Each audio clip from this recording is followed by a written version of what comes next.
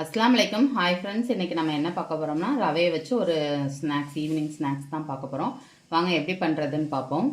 அரை கப்பு ரவை எடுத்துக்கலாம். ரவையை வந்து ஒரு 1/4 மணி நேரத்துக்கு முன்னாடியே நீங்கள் ஊற வச்சு எடுத்துக்கோங்க. ரவையை இந்த மாதிரி ஊற வச்சு எடுத்துக்கலாம். அதோட அரை கப் மைதா சேர்த்துக்கலாம். அரிசி மாவு ஒரு 1/4 கப் சேர்த்துக்கலாம். கொத்தமல்லி கொஞ்சமாக, கருவேப்பிலை கொஞ்சம் சேர்த்துக்கலாம். பச்சை மிளகாய் ஒரு அரை பச்சை மிளகாய் கட் பண்ணிக்கலாம். இஞ்சி கொஞ்சமாக சேர்த்துக்கலாம். தேவையான அளவு உப்பு, ஒரு பிஞ்ச் அளவுக்கு சோடாப்பூ, ஒரு 4-5 மிளகு சேர்த்துக்கலாம். இப்போ நம்ம எல்லாத்தையுமே நல்லா கொஞ்சம் கொஞ்சமாக தண்ணி ஊற்றி மிக்ஸ் பண்ணிக்கலாம்.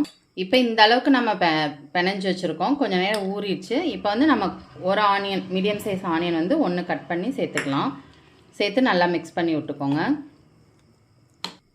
கொஞ்சமாக பெருங்காயத்தூள் சேர்த்துக்கலாம். இப்போ நம்ம இந்த அளவுக்கு கரைச்சி வச்சுருக்கோம். இப்போ எண்ணெய் காஞ்சதும் கொஞ்சமாக ஸ்பூனில் எடுத்து கொஞ்சம் லோ ஃப்ளேம்லேயே இருக்கட்டும். பாருங்கள் எவ்வளோ சூப்பராக நமக்கு ரெடி ஆயிடுச்சு. ஈவினிங் ஸ்நாக்ஸு அவ்வளோ டேஸ்ட்டாக சூப்பராக இருக்கும். இங்கே பாருங்கள், அப்படியே எடுத்து நம்ம கொஞ்சம் தேங்காய் சட்னி அரைச்சி நம்ம அதில் தொட்டு சாப்பிடும் போது அவ்வளோ டேஸ்ட்டாக அவ்வளோ சூப்பராக இருக்கும். நீங்களும் ட்ரை பண்ணி பாருங்கள். Thank you friends.